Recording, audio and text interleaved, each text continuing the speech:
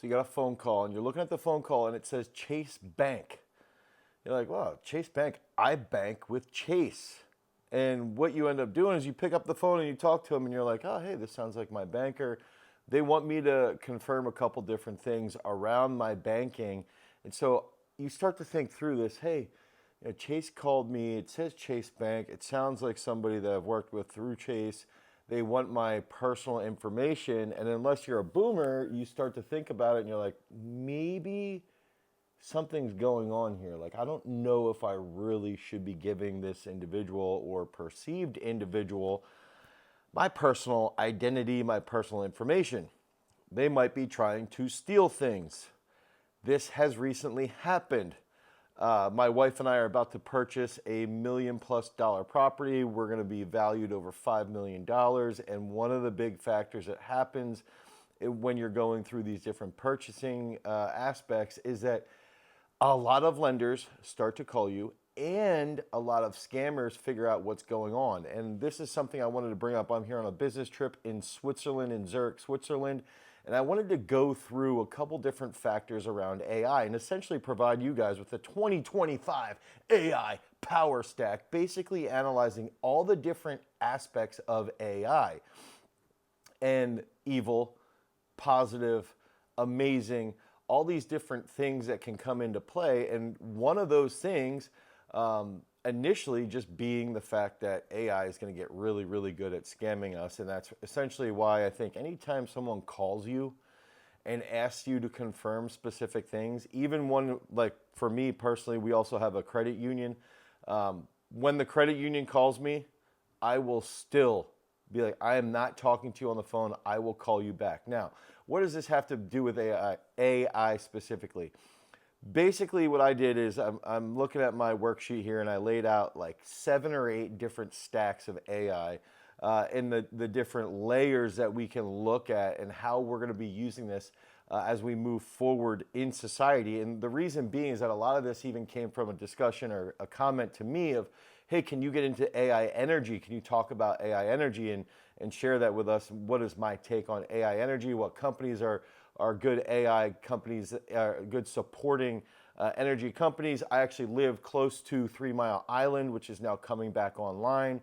And what does that look like long term? And as I was doing my research and I'm looking through everything, I started to think through it. I'm like, this probably should just be a general video to start off with, especially when we're looking at a company like Meta that's spending, like paying individual people $50 to $100 million a year just to work on their AI projects. And then you see the massive amounts of land and infrastructure that they're putting into it. And so initially, right off the bat, think about AI models and intelligent models, basically the brains of where AI lives. And if we would be looking at Anthropic as a big company, right? OpenAI, the Google DeepMind group with Gemini included in there, looking at Meta, looking at ChatGPT and things like this, okay? Those are gonna be some of the specific models that we're using with generative AI, with any type of applied work where you're just like, hey, I wanna, even to my point where when I'm using ChatGPT, I might use it as basically my secretary. Okay, things that we can use on a regular basis that are going to help us with critical workflows, with questions and answers, with thought, even to the point where I got yelled at by my wife this past week because I had a long conversation with ChatGPT trying to figure out how many grams of fiber are in a muskmelon, and then how much sugar is in muskmelon and cantaloupe, for those of you not familiar with the proper nomenclature. And so things like that, it's really, really beneficial. So think about that as like layer one, right? So we're looking at AI models and specific intelligence, that's ChatGPT. Layer two would be platforms, operating systems. So this is where we're gonna get into like Amazon AWS, Palantir falls into here a little bit. They will also fall into another layer later. We're looking at like Azure in the Copilot ecosystem of Microsoft, getting into even Google Cloud, right? So this is sort of like I guess the bridge level of where everything would sort of be functioning on top of, think about the initial way that we would be using AI as like user first, and then how it's functioning would be underneath that as an AI platform, right? Then we're looking at AI infrastructure, okay? And this is where, we've done videos on AMD and how much I love AMD. We need to do a video on Intel because ironically, the US government, who is anti-regulation and anti-putting our hands, and we are pro-capitalist, but we are running the government and the government's gonna buy Intel. Interesting how that works out. Anyway, I thought we were all about free market in the US. When we're looking at this and you're looking at, okay, first in AI infrastructure, you've got to look at chips. Okay, so that's AMD, that's NVIDIA, NVIDIA rules. Okay, that's looking into Qualcomm. Then we're looking at data centers, so more Microsoft, AWS.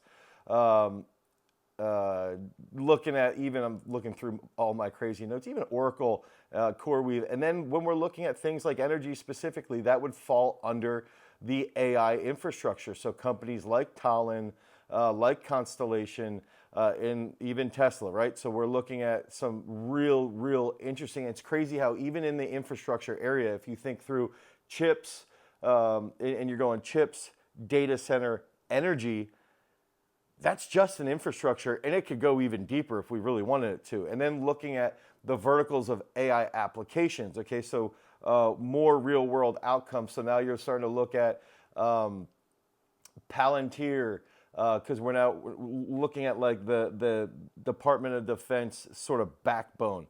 Skidio, even looking at the Archer with the eVTOLs, looking at autonomous drones and surveillance, AI, Anduril. We have a whole bunch of different companies that would be in the defense and national security of the AI applications. Then you're looking at healthcare, which would be, I think, a huge area, and a lot of doctors I've talked to are already using quite a bit. Their version, DeepMind, Recursion, Watson Health, really unbelievable applications for medicine. And I think that the healthcare space is where we're going to feel like the absolute best growth from AI, at least in my personal feeling.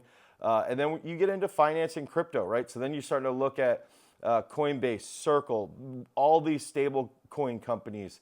JP Morgan's getting into BlackRock. And I think the thing here that we've got to remember is that as we start to even talk about robotics, which is the next layer, as we start to get into those areas, we have to recognize that in the future, when you get that phone call from the scammer, whoever it might be, we're going to be using, this is where traditional finance is meeting crypto. We're going to be using the blockchain to basically have security, and that's a whole nother layer as well, to have security against scams. Okay, so if we have, instead of all of our personal information being owned by all of these different companies, we can exist with security on the blockchain, protected on, let's say, on infrastructure developed on Ethereum, and it'll be easier to avoid, hopefully, these scams, because we will be having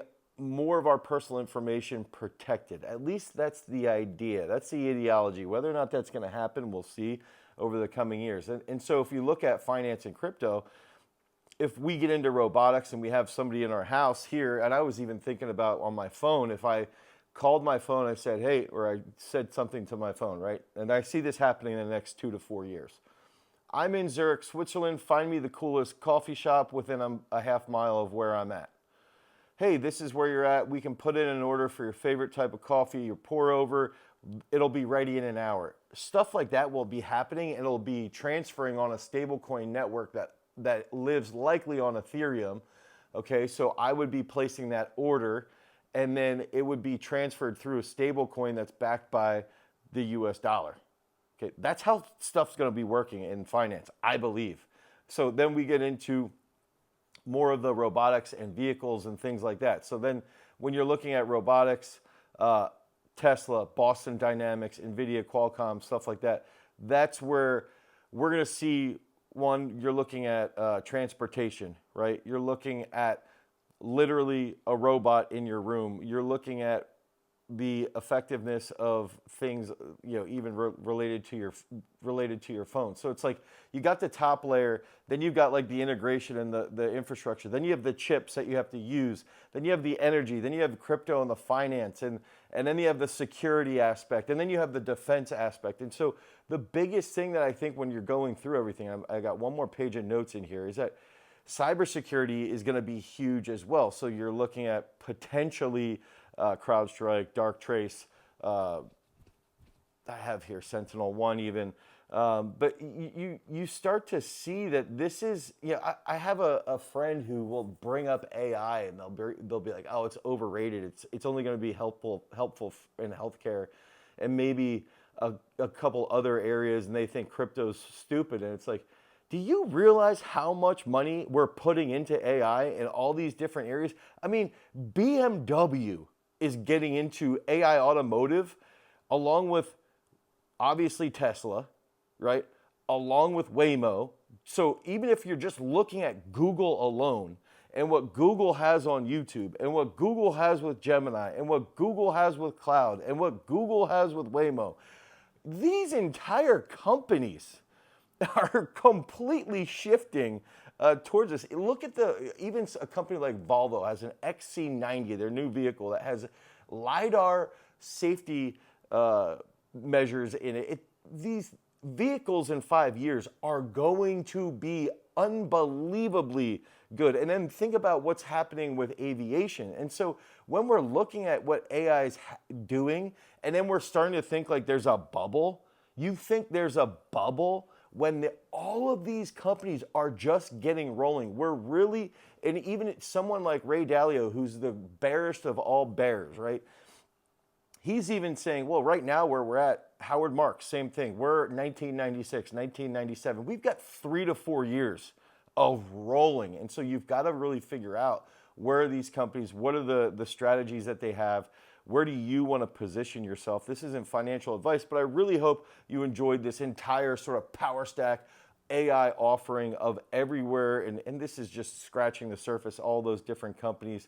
Hopefully you subscribe. Hopefully you share this with your friends. I hope this helps somebody out there. And we can get into some specific companies. Just comment down below with any specific company, and I'll try and break them down a little bit and what my thoughts are. But as you know, I love AMD. NVIDIA is a stable. Meta's stable, right? And all of those companies are really expanding substantially into the different AI sectors. So hopefully this helps somebody out there. Peace.